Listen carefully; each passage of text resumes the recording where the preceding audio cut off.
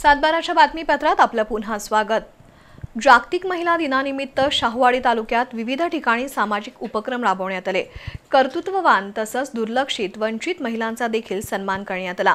कडवे गावच्या सरपंच रुपाली खोत यांच्या वतीने महिलांसाठी देवदर्शनाचं आयोजन करण्यात आलं होतं। तर डॉक्टर स्नेहल बागडे यांच्या वतीने महिलांसाठी मोफत आरोग्य तपासणी शिबिर घेण्यात आलं।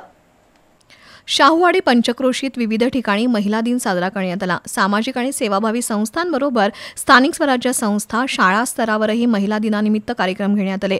कडवे गावच्या सरपंच रुपाली खोत आणि माजी सभापती विजय खोत यांनी गावातील महिलांसाठी देवदर्शनाचं आयोजन केलंय।